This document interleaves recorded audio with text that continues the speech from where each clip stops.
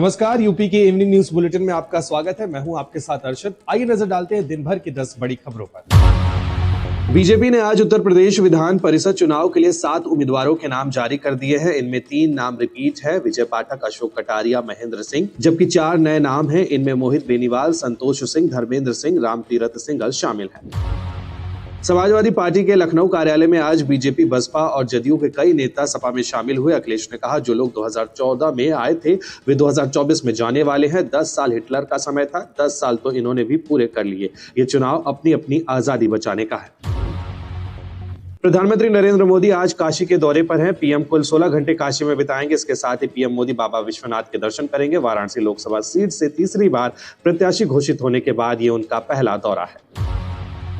योगी सरकार होली पर निःशुल्क गैस सिलेंडर देने जा रही है। सरकार की इस योजना में गरीब महिलाओं को रखा गया है। इससे प्रदेश के 1,75,00,000 लोगों को सीधा फायदा मिलेगा। एक बार फिर बसपा प्रमुख मायावती ने साफ कर दिया है कि लोकसभा चुनाव अकेले लड़ेंगी। मायावती ने आज एक्स पर लिखा, बीएसपी लोकसभा चुनाव अकेले अपने बलबूते पर पूरी तैयारी और दमखम के साथ लड़ेगी। ये फैसला अटल है। लखनऊ में शुक्रवार रात एक स्टेशनरी व्यापारी ने खुद की लाइसेंसी रिवॉल्वर से गोली मारकर सुसाइड कर लिया।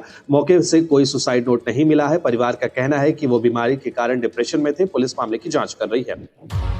गाजियाबाद की भरी मार्केट में 2 बदमाशों ने पिज्जा शॉप लूट ली। दुकानदार और ग्राहकों को गन पॉइंट पर लेकर करीब 35,000 रुपए लूट कर आसानी से फरार हो गए। पूरी घटना सीसीटीवी कैमरे में कैद हो गई। पुलिस ने बदमाशों की तलाश शुरू कर दी है।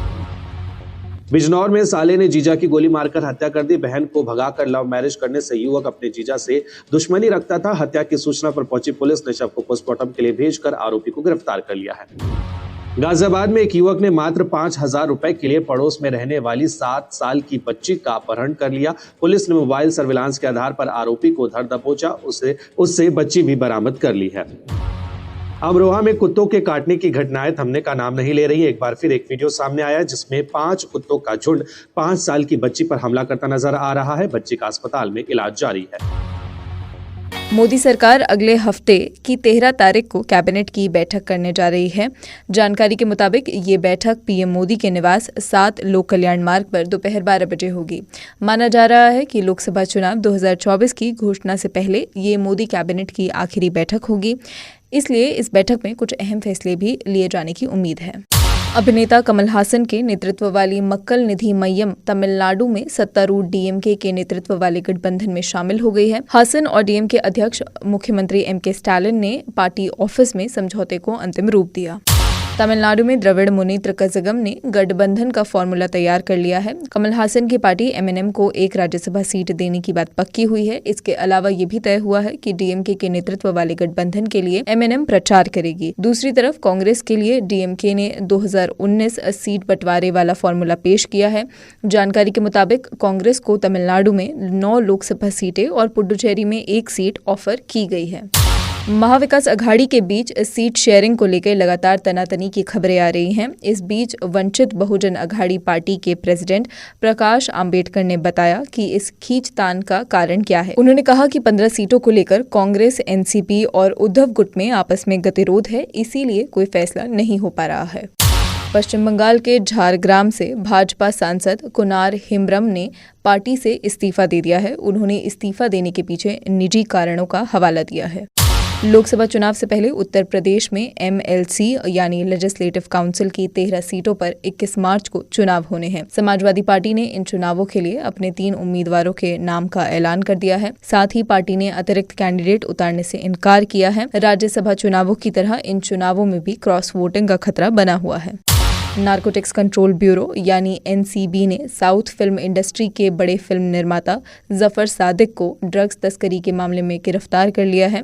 जफर को बीते कई दिनों से एनसीबी की टीम ढूंढ रही थी। एनसीबी के मुताबिक आरोपी जफर सादिक अब तक 2,000 करोड़ रुपए का ड्रग्स विदेश भेज चुका है। साथ ही आपको ये भी बता दें कि ये आरोपी फिल्म निर्माता डीएमके पार्टी में डिप्टी सेक्रेटरी भी रह चुके हैं। राजस्थान में एक बार फिर पेट्रोल पंप संचालकों ने हड़ताल का ऐलान कर दिया है। वैट में कटौती और डीलर्स के कमीशन में बढ़ोतरी को लेकर राज्य में 2 दिन तक पेट्रोल पंप बंद रहेंगे। इस हड़ताल को लेकर राजस्थान पेट्रोलियम डीलर एसोसिएशन के अध्यक्ष राजेंद्र सिंह ने बताया कि प्रधानमंत्री नरेंद्र मोदी वैट कम करने की गारंटी देकर गए थे, लेकिन इस पर आज तक कोई भी निर्णय नहीं हुआ है। झारखंड लोक सेवा आयोग यानी जेपीएससी करीब 16 साल बाद नेशनल एलिजिबिलिटी टेस्ट की तर्ज पर झारखंड एलिजिबिलिटी टेस्ट आयोजित करने जा रहा है। आयोग ने अपनी ऑफिशियल वेबसाइट पर एक नोटिस जारी करके इसकी सूचना दी है। झारखंड के विश्वविद्यालयों और महाविद्यालयों में अलग अलग विषयों के सहायक प्राध्यापकों की नियुक्ति और पीएचडी में नामांकन की उम्मीदवारी के लिए ये परीक्षा जेपीएससी जेईटी 2024 आयोजित की जाएगी। पाकिस्तान में आज राष्ट्रपति पद के चुनाव हो रहे हैं। नवाज की पार्टी पीएमएलएन और बिलावल की पार्टी पीपीपी ने मिलकर आसिफ अली जरदारी को उम्मीदवार बनाया है। वो साल 2008 में पहली बार राष्ट्रपति बने थे। वहीं इमरान समर्थक एसआईसी पार्टी ने महमूद खान अचकजई को राष्ट्रपति पद का उम्मीदवार बनाया है। फ्रांस की इमैनुअल मैक्रो सरकार ने इंटरनेशनल वुमेन्स डे यानी कल अपने देश की महिलाओं के लिए अहम ऐलान किया। फ्रांस में अब अबॉर्शन को संवैधानिक अधिकार का दर्जा दे दिया गया है। कल एक पब्लिक सेरेमनी के दौरान जस्टिस मिनिस्टर एरिक ड्यूपोन मोरेटी ने 19वीं सदी की प्रिंटिंग प्रेस का इस्तेमाल कर इस संवैधानिक अधिकार की कॉपी निकाली। इस मामले पर पिछले हफ्ते फ्रेंच पार्लियामेंट में वोटिंग हुई थी। प्रस्ताव के पक्ष में 780 और विरोध में 72 वोट पड़े थे। भारत ने धर्मशाला टेस्ट में इंग्लैंड को पारी और 84 रन से हरा दिया। इसी के साथ टीम इंडिया ने 5 मैचों की टेस्ट सीरीज में 4-1 से जीत ली। ये घरेलू मैदानों पर भारत की पिछले 12 साल में लगातार 17वीं सीरीज जीत है। घर में लगातार सबसे ज्यादा सीरीज जीतने का रिकॉर्ड पहले से ही भारतीय टीम के नाम है। ऑस्ट्रेलिया अपने घर में लगातार 10 सीरीज जीतकर दूसरे नंबर पर है। सिलीगुड़ी में विकसित भारत विकसित पश्चिम बंगाल कार्यक्रम में 4,500 करोड़ रुपए की रेल और सड़क परियोजनाओं का लोकार्पण और शिलान्यास किया। प्रधानमंत्री ने उत्तर बंगाल में कई रेलवे विद्युतीकरण परियोजनाओं का भी लोकार्पण किया।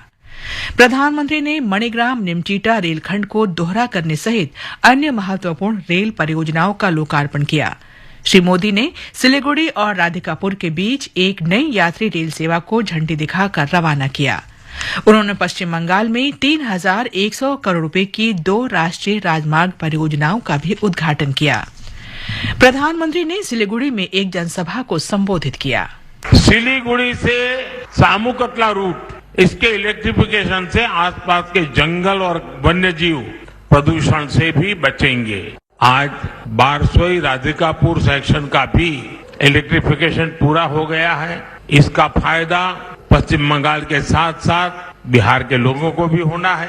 राधिकापुर और सिलीगुड़ी के बीच एक नई ट्रेन सेवा शुरू हुई है। बंगाल का मजबूत होता ये रेल इंफ्रास्ट्रक्चर यहाँ विकास की नई संभावनाओं को गति देगा, सामान्य मानवी का जीवन सुखद बनाएगा।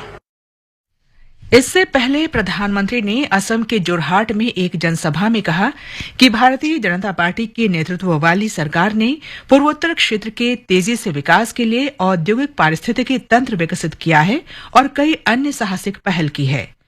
उन्होंने होलोंगा पथार में प्रसिद्ध अहोम योद्धा लचित बोरफुकन की 84 फुट ऊंची प्रतिमा का अनावरण किया। राज्य के दौरे के दूसरे दिन प्रधानमंत्री ने जोरहाट के मिलिंग मेटली पोथार से वर्चुअली 17,500 करोड़ रुपए की कई परियोजनाओं का उद्घाटन और शिलान्यास किया। भारतीय जनता पार्टी के वरिष्ठ नेता और गृह मंत्री अमित शाह ने आरोप लगाया है कि राष्ट्रीय जनता दल और कांग्रेस पिछड़ा वर्ग विरोधी हैं। उन्होंने आज पटना के पालीगंज में भाजपा की अन्य पिछड़ा वर्ग इकाई द्वारा आयोजित एक जनसभा में दावा किया कि केवल भाजपा ही पिछड़े और वंचित वर्ग का कल्याण कर सकती है।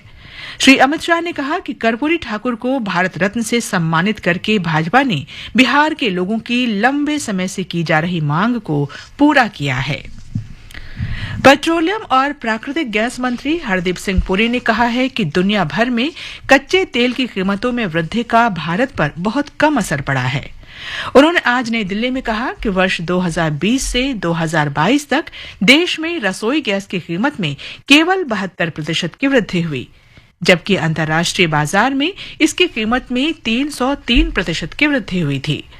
श्री पुरी ने कहा कि दुनिया भर में पेट्रोल की कीमत बढ़ी है, जबकि भारत में पेट्रोल की कीमत में 4.5% की कमी की गई है। भारतीय जनता पार्टी के वरिष्ठ नेता और रक्षा मंत्री राजनाथ सिंह ने कहा है कि मोदी सरकार ने सभी वायदे पूरे किए हैं। उन्होंने कहा कि सरकार ने देश के 25 करोड़ गरीबों को गरीबी रेखा से बाहर निकाला है। रक्षा मंत्री ने आज छत्तीसगढ़ की राजधानी रायपुर में किसान महासम्मेलन में कहा कि केंद्र सरकार प्रयास करेगी कि देश में बीज और उर्वरक की कीमतें न बढ़ें। संचार, इलेक्ट्रॉनिक्स, सूचना प्रौद्योगिकी और रेलवे मंत्री अश्विनी वैष्णव ने आज बेंगलुरु में देश का सबसे तेज और स्वदेश में विकसित multi protocol label switching router शुरू किया। इससे देश के डिजिटल बुनियादी ढांचे को मजबूत करने के साथ तेज गति वाले डेटा प्रोसेसिंग और ट्रांसमिशन की मांग को पूरा करने में मदद मिलेगी। जल शक्ति मंत्री गजेंद्र सिंह शेखावत ने देश भर में जल प्रबंधन और संरक्षण में महिलाओं के योगदान की सराहना की है। उन्होंने आज नई दिल्ली में राष्ट्रव्यापी जल शक्ति अभियान कैच द रेन शुरू किया। उन्होंने इस अवसर पर कहा कि देश की करीब 1 करोड़ महिलाओं ने सकारात्मक बदलाव लाने की जिम्मेदारी उठाई है। धर्मशाला में भारत ने इंग्लैंड को 5वें क्रिकेट टेस्ट मैच में पारी और 64 रन से हरा दिया। भारत ने इस तरह श्रृंखला 4-1 से जीत ली है। Kuldeep Yadav player of the match और Yashasvi Jaiswal player of the series रहे। इसके साथ ही ये समाचार बुलेटिन समाप्त हुआ।